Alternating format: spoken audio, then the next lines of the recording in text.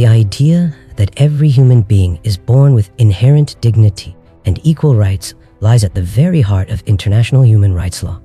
But how do we translate that vision into action, especially when governments face limited resources, political obstacles, or competing priorities?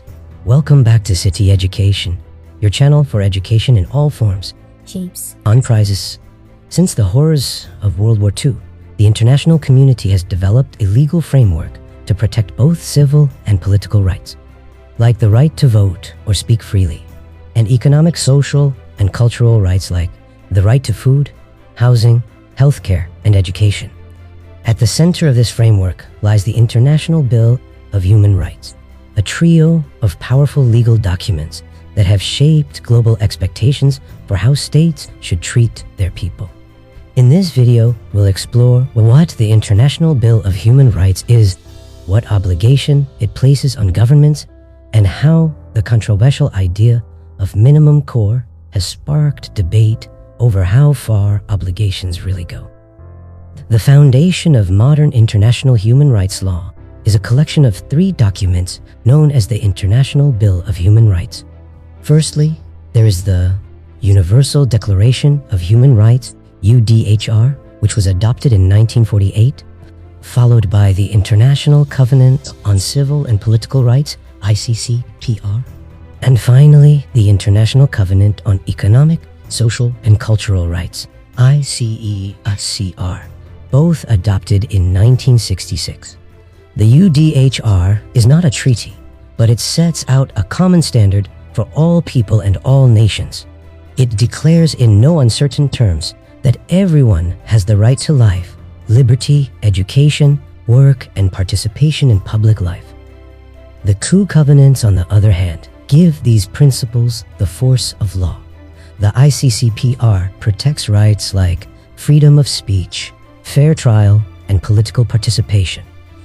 The ICESCR guarantees rights such as an adequate housing, healthcare, food, social security, and education. Together, these documents affirm that all rights are universal, indivisible, and independent. But while civil and political rights are often expected to be realized immediately, the ICESCR recognizes that economic, social, and cultural rights may take time. This is a concept Known as progressive realization. This is where the debate begins. How much time is reasonable? And are there minimum levels of these rights that states must provide regardless of their economic status? Now, as just established, the International Covenant on Economic, Social, and Cultural Rights, ICESCR, recognizes that states may not be able to realize all rights immediately. That is why it allows for progressive realization, meaning states can take time depending on their resources. But what must every state do immediately? In 1990, the UN Committee on Economic, Social, and Cultural Rights answered this question in General Comment No. 3. It introduced the concept of minimum core obligations, the absolute baseline that all states must fulfill regardless of their wealth or resources. For example, no person should be deprived of essential foodstuffs. Everyone must have access to basic primary health care, shelter, and education. A failure to ensure even these essential needs, the committee said, is a prima facie violation of the covenant. But what if a country truly lacks the resources? In this case, it must show that it has made every effort using all available resources to meet these obligations, and that it sought international assistance when necessary. In other words, poverty is not an excuse for inaction. After the committee's 1990 General Comment 3 introduced the idea of a minimum core, neutral scholars tried to define what exactly it means. Leading this effort was Katharine G, who called the minimum core a concept in search of content. Why, you may ask? This is because despite its importance, the minimum core remained vague. It lacked a clear definition or practical criteria. In her 2008 article, Yang explored three main approaches to give the concept substance. Firstly, normative foundations, trying the minimum core to the underlying values and dignity protected by each right. Secondly, overlapping consequences.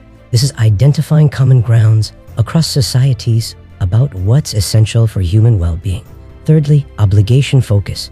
This is examining the types of duties states must meet immediately versus those that can wait. These frameworks helped courts, governments, and scholars to begin unpacking the minimum code.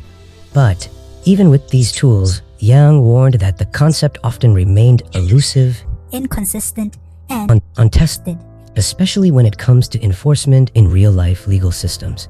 The concept might be attractive, but it was still unclear how to apply it with precision. While some scholars tried to clarify and develop the minimum core, others like Max Harris took a different route. In his 2014 article, Downsizing Rise, Harris makes a bold claim. The minimum core concept should be abandoned, he says. Why? He argues it risks doing more harm than good to economic, social, and cultural rights. According to Harris, the minimum core has 5 major problems. Firstly, indeterminacy, meaning it's too vague. Even courts don't know exactly what is required. Secondly, rigidity, implying that it is too inflexible to deal with in real-life context. Thirdly, judicial limits, implying that courts often lack the information to apply it effectively. No, for neglect of developed world deprivation. It shifts focus to developing countries, ignoring poverty elsewhere. Finally, undermining full rights protection. By focusing only on the core, it risks downsizing rights and entrenches inequality between civil, political, and socio-economic rights. Harris accepts that some criticisms can be answered, but he argues that the 5th problem is fatal. If we only protect a minimum, we may never reach full realization of the rights. Instead of clinging to a flawed concept, Harris suggests we abandon the minimum core and adopt a proportionality-based approach, evaluating whether state actions are reasonable and balanced, just as we do with civil and political rights. In short, for Harris, equality between rights means no more tiers, only equality protection, guided by context, urgency, and justice. The minimum core has sparked intense debates. For some, like the General Commentary and Katharine G, it's a starting point, a legal and moral floor to hold states accountable. For others, like Max Harris, it's a ceiling in disguise, a limiting framework that reduces the transformative power of socio-economic rights. The question now is, where do we go from here?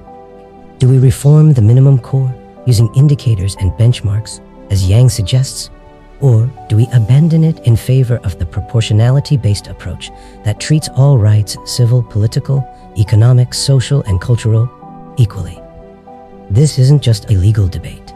It's a moral and political choice. A choice about how we see dignity, equality, and justice in our societies.